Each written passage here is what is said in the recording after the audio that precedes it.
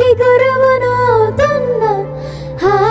అడుగులు నడకలు నేర్పిన నాన్నకి మార్గం అవుతున్నా.